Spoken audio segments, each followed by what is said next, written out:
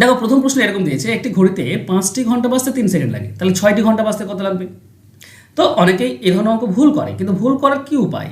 এই যে 5টি ঘন্টা বাজছে, অঙ্কটিকে ভালো করে বোঝো। 5টি যখন ঘন্টা বাজবে, তো তুমি তো সময় স্টার্ট করার একটা থাকবে, তাই না? হঠাৎ করে তো সময় স্টার্ট হয়ে যায় না। এই স্টার্টটা কখন হয় জানো তো? সময়টা যখন প্রথম ঘন্টাটা পড়লো আর সময়টা স্টার্ট হলো, এখানে 0 সেকেন্ড সময় লাগছে, মানে প্রথম ঘন্টাতে কোনো সেকেন্ড সময় লাগেনি। প্রথম সেকেন্ড পড়লো, সময় স্টার্ট হলো। তার মানে এই যে 5টি ঘন্টা বলেছে, প্রথম ঘন্টাতে কোনো সময় লাগেনি, 4টি ঘন্টাতে সময় লেগেছে 3 সেকেন্ড। এই হচ্ছে কনসেপ্ট, এটা বুঝতে পারলেই হয়ে গেল। এবার যখন তোমাকে বলবে 6টি ঘন্টা বাজতে কত সেকেন্ড লাগবে, তো 6টি ঘন্টা যখন বাজবে তখন তো প্রথম ঘন্টা যখন পড়লো তখন সময়টা শুরু হলো, মানে প্রথম ঘন্টাতে লাগেনি। বাকি 5টিতে কত লেগেছে সেটা বের করলেই আমার 6টি পেয়ে যাব, কারণ প্রথমে লাগেনি, বাকি 5টিতে লাগবে। তাহলে দেখো 4টিতে 3 সেকেন্ড, একটিতে হবে 3/4, তাহলে 5টিতে হবে 5 গুণ হয়ে যাবে, তার মানে আমরা পাবো 15/4। এটাই তো আমাদের অ্যান্সার, মানে 3 4 12 আর ওপরে 3, 3 পূর্ণ 3 4 সেকেন্ড। অ্যান্সার হচ্ছে অপশন বি, তাই না?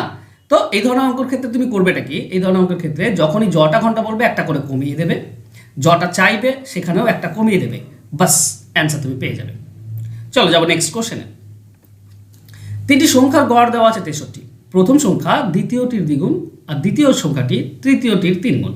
বৃহত্তম সংখ্যাটি কত? তো এখানে দেখো ফার্স্টের সঙ্গে দ্বিতীয় রিলেটেড আর দ্বিতীয়র সঙ্গে তৃতীয় রিলেটেড। তো আমরা দ্বিতীয় যদি করতে চাই তৃতীয় থেকে দ্বিতীয় আসতে হবে, আর প্রথম যদি করতে চাই দ্বিতীয় থেকে তৃতীয়, তাই নয় কি? কারণ প্রথম থেকে দ্বিতীয় যদি যেতে চাও তাহলে অনেক সময় ভগ্নাংশ চলে আসে, আর সেটা করলে আমাদের হবে না, যেহেতু প্রথমটা দ্বিগুণ বলেছি। তো এখানে 3 জন আছে, এ বি আর সি ধরে নাও। তো সি কে যদি তুমি এক্স ধরে নাও তাহলে দ্বিতীয় সংখ্যাটি তৃতীয়টির 3 গুণ।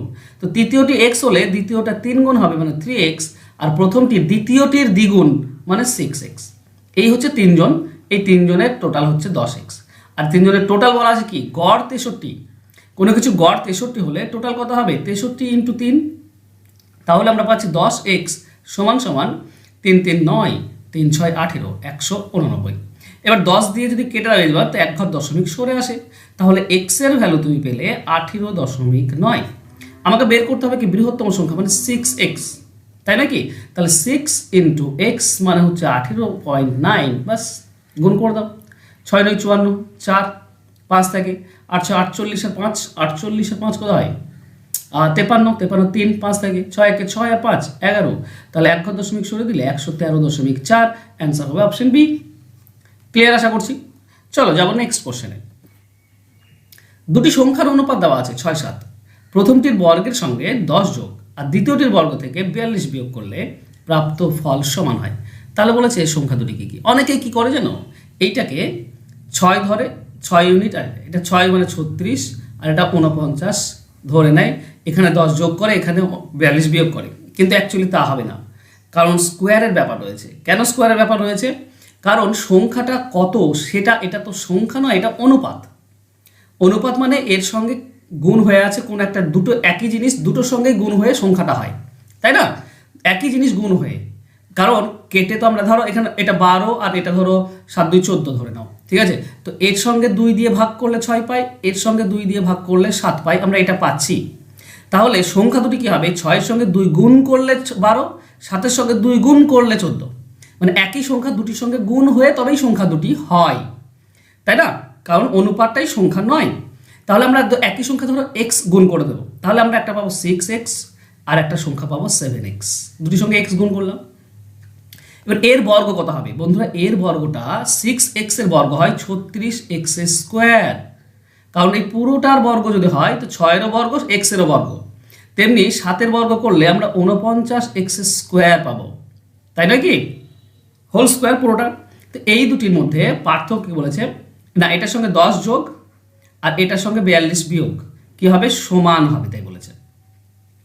তাহলে 49 যদি এদিকে চলে আসে বিয়োগ হয়ে যাবে, তার মানে হয়ে যাবে 13x স্কোয়ার থাকবে, অবশ্য মাইনাস হবে, আর 10 এদিকে গেলে বিয়োগ হয়ে যায়, 42 অলরেডি আছে মাইনাসে, তাহলে -52 হয়ে গেল।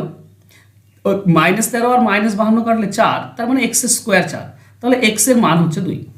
x এর মান যদি 2 হয়, দেখো একটা সংখ্যা 6x ছিল, মানে 6 2, এটা 12 হবে, এটা 7 2 এটা 14 হবে। তো একটা 12 একটা 14, এটাই হচ্ছে অ্যান্সার হবে অপশন সি। চলো যাবো আমরা নেক্সট কোশ্চেন। একজন দোকানদার কোনো জিনিসের ধার্য মূল্য এমনভাবে নির্ধারণ করে যাতে ধার্য মূল্যের ওপর 12.5% ছাড় দেওয়ার পরেও 10% লাভ হয়। জিনিসটির ক্রয় মূল্য 9,800 টাকা হলে ধার্য মূল্য কত? দেখো অঙ্কটিকে একটু ভালো করে বোঝো।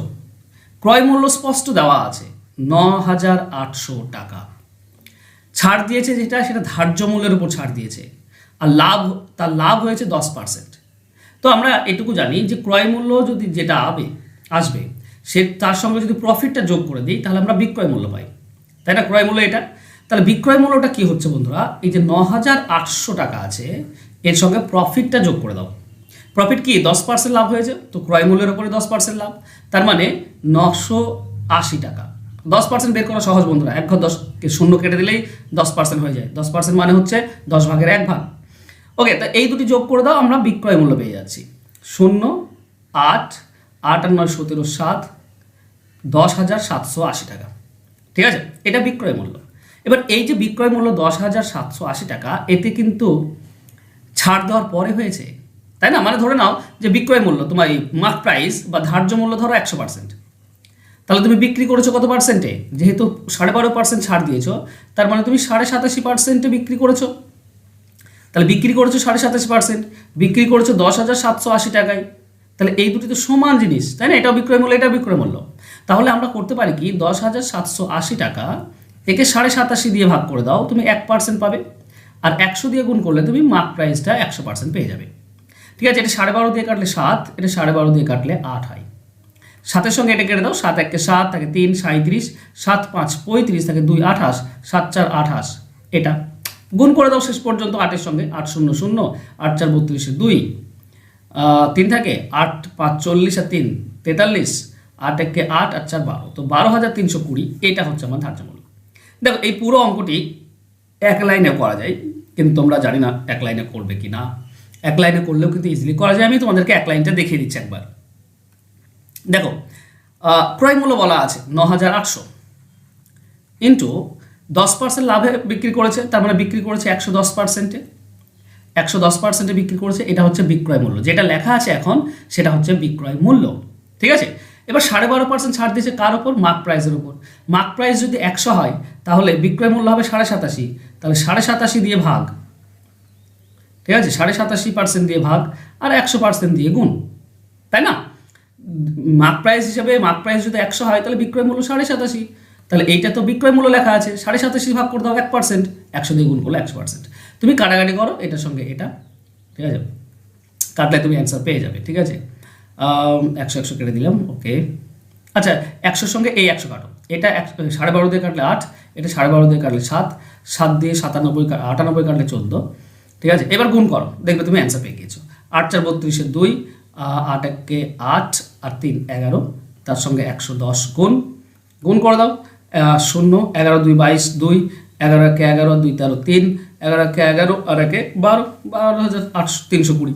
তুমি যেভাবে করবে অ্যান্সার তো তোমাকে পেতেই হবে, তার জন্য না, কিন্তু ব্যাপার হচ্ছে এক লাইনেও করা যায় এই ধরনের অঙ্ক, শুধু তোমাকে সিচুয়েশন বুঝতে হবে। ওর জন্য আমি ডিটেলসে করলাম প্রথমটা। চলো নেক্সট। রমেন একটি ক্যামেরা প্রকৃত মূল্য থেকে 20% কম দামে কিনলো, সে তার কেনা দামের উপর 40% লাভে সেটি বিক্রি করলো। প্রকৃত মূল্যের উপর কত লাভ হবে?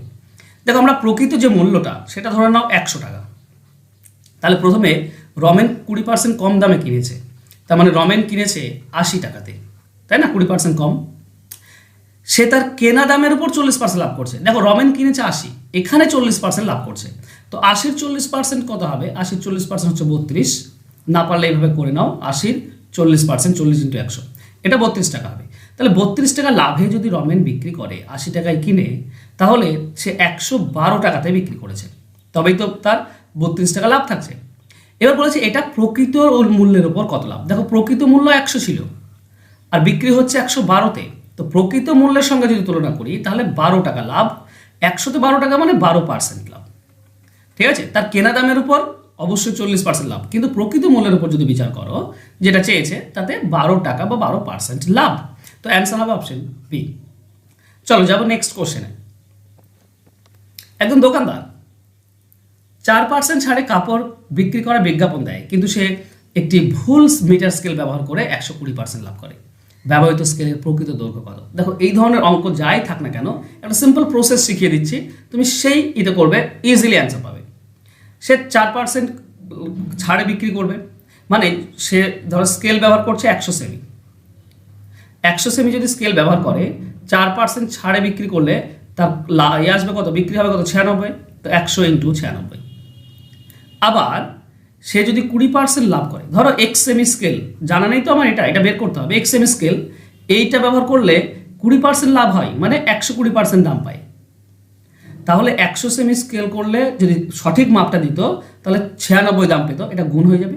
আর এক্স সেমি স্কেল ব্যবহার করলে 20% বেশি পাবে, 100 থেকে 20% বেশি, মানে 120 দাম পাবে। এটা এই যে এই দুটি হচ্ছে সবসময় সমান, তাই না? এখান থেকে এক্স এর মান বের করবে। দেখো এক্স রেখে দাও এদিকে, 120টা নিচে নিয়ে চলে এসো, 120টা এদিক থেকে এদিকে আনলে নিচে চলে আসবে, বাস কাটাকাটি করো, তুমি অ্যান্সার পেয়ে যাবে। একটা শূন্য কেটে দাও, 12 সঙ্গে 96 কাটলে 8, তো 8 আর 10 গুণ করলে 80। তাহলে যে স্কেলটা ব্যবহার করছে সেটা 80 সেমি স্কেল, তবেই তার লাভ হবে। যত কম স্কেল ব্যবহার করবে তত বেশি লাভ হবে তার। এই হচ্ছে সিম্পল প্রসেস। এই ধরনের অঙ্ক এইভাবে করবে, প্রত্যেকটি অ্যান্সার তোমরা পেয়ে যাবে। চলো যাবো নেক্সট কোশ্চেনে। একজন অশিক্ষিত ব্যবসায়ী তার সমস্ত জিনিসের ধার্য মূল্য ক্রয় মূল্য থেকে 40% বেশি ধার্য করলো এবং সে 25% লাভ করবে বলে ধার্য মূল্যের উপর 15% ছাড় দিল। তার প্রকৃত শতকরা লাভের পরিমাণ কত? দেখো ব্যবসায়ীটা অশিক্ষিত ছিল, সে কোনো জিনিস ধরে নাও 100 টাকায় কিনেছে। এই 100 টাকায় কিনে সে বাড়িয়ে লিখেছে 40%, তার মানে মার্ক প্রাইস লিখে রেখেছে সে 140। এবার এই যে লিখে রেখেছে 140, এখানে সে 25% লাভ করবে বলছে, তার জন্য 15% ছাড় দিল। ও ভাবছে যে 140 লিখে রেখেছি, 25 ছাড় দেবো, 15 লাভ থাকবে, তাই না? তো সেই কারণে দেখো 15 যদি ছাড় দিয়ে দাও তাহলে অ্যাকচুয়ালি কি তার লাভ থাকবে 15%, এই 25%? দেখো 140 এটা লেখা আছে, এখানে 15% ছাড় দিচ্ছে, তো 15%টা কত? কাটাকাটি করো, 20 সঙ্গে কাটলে 7, 20 দিয়ে কাটলে 5, 5 দিয়ে যদি 25 কেটে দাও তো 3, মানে 21 টাকা ছাড় দিচ্ছে। তো এই যে লিখে রেখেছে এখানে 21 টাকা যদি ছাড় যায় তাহলে 119 টাকায় বিক্রি হচ্ছে, তাই নাকি? তাহলে 100 টাকায় কিনে সে ছাড় দিয়ে 119 টাকায় বিক্রি করছে, তার মানে তার 19 টাকা লাভ থাকছে, 25 টাকা নয়। কারণ 100 টাকার যদি 25% হতো তখন 15% ছাড় দিলে তখন 15 টাকা ছাড় যেত, কিন্তু 100 টাকার তো নয়, যে লিখে রেখেছে ধার্য মূল্য তার উপরে 15% ছাড়, তো সেটা 21 টাকা হয়। তাহলে 19 টাকা, 100 টাকায় 19 টাকা লাভ, মানে 19% লাভ। অপশন সি হবে উত্তর। ক্লিয়ার? চলো যাবো আমরা নেক্সট কোশ্চেনে। অশোক একটি গাড়ির মূল্যের উপর 20% ছাড়ে কিনলো। এটা ভালো করে বোঝো, যেটা লেখা আছে সেই তার মূল্যের উপর 20% ছাড়ে কিনেছে এবং 20% বেশি দামে বিক্রি করলো, তার শতকরা লাভ কত? দেখো ব্যাপারটা বোঝো, ধরো গাড়িটির দাম অ্যাকচুয়ালি ধরো 100 টাকা, তাহলে অশোক কিনেছে একটা দামে, অশোক বিক্রি করেছে একটা দামে। কিনেছে কি, এই যে 100 টাকা লেখা আছে তার থেকে 20% ছাড়ে কিনেছে, তার মানে কিনেছে সে 80 টাকাতে, আর 20% বেশি দামে বিক্রি করেছে, মানে বিক্রি করেছে সে 120 টাকাতে, তাই না? গাড়ির মূল্যের ওপর 20% ছাড় কিনেছে, আর মূল্যটা হচ্ছে 100, 100-র উপর 20% বেশি দামে বিক্রি করেছে। তাহলে 80 টাকায় কিনে 120 টাকায় বিক্রি করেছে, তার লাভ হচ্ছে 40 টাকা, 40 টাকা লাভ। এবার তার শতকরা লাভ কত? তার যখন আমি লাভ বের করবো তখন তার ক্রয় মূল্য ধরে বের করবো, কারণ সে কিনেছে 80 টাকায়, আর এই 80 টাকাতে লাভ হচ্ছে 40 টাকা। তাহলে 100-তে কত? ব্যাস এটুকু করলেই আমরা অ্যান্সার পেয়ে যাই।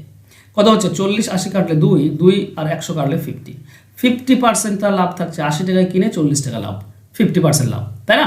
তো অ্যান্সার হবে অপশন বি। ক্লিয়ার? ওকে, যাবো নেক্সট কোশ্চেনে। ওকে, দেখো ডাব্লিউপি ব্যাচ অলরেডি কিন্তু শুরু হয়েছে, আর ডাব্লিউপির জন্য জোর তোমার 3 মাস সময় রয়েছে, ঠিক আছে? তো এই 3 মাসের মধ্যেই তোমাকে পুরো কমপ্লিট করতে হবে। কমপ্লিট করানোর দায়িত্ব আমার, ঠিক আছে? এখানে তুমি অঙ্কের খুঁটিনাটি পেয়ে যাবে, শর্টকাট ট্রিক শিখতে পারবে, ফুল কনসেপ্ট শিখতে পারবে, কীভাবে অঙ্ক সমাধান করবো এই সমস্ত কিছু শিখতে পারবে চ্যাপ্টার ধরে ধরে। গুগল মিটে লাইভ ক্লাসটা হয়, এছাড়া রেকর্ডেড ক্লাস থাকে, পিডিএফ ফাইল থাকে, সমস্ত কিছু পেয়ে যাবে তোমরা মাত্র 299 টাকায়। অঙ্কের খুঁটিনাটি এই একটা ব্যাচেই হয়ে যাবে। শুধুমাত্র যে ডাব্লিউবিপি কভার হবে তা না, তুমি যে পরীক্ষায় দাও না কেন সেই পরীক্ষাতেই কিন্তু এই সবই কাজে দেবে। তো অঙ্ক শিখে তারপর তুমি যাও। আমি সবসময় এটা রিকোয়েস্ট করি তোমাদেরকে, যেখান থেকে পারো অঙ্ক শিখে তারপর এক্সাম দিতে যাও, দেখবে অনেক ভালো রেজাল্ট তুমি করতে পারছো। তো যদি ভালো রেজাল্ট করতে হয় তোমাকে কিন্তু শিখতে হবে। ওকে, ফোন নাম্বার নিচে দেওয়া আছে, যোগাযোগ করে নিও। থ্যাংক ইউ সো মাচ বন্ধুরা আজকে আমার সঙ্গে জুড়ে থাকার জন্য। দেখা হবে নেক্সট ক্লাসে। ততক্ষণ ভালো থেকো, সুস্থ থেকো। ধন্যবাদ। পারলে একটু লাইক এবং শেয়ার করে দিও।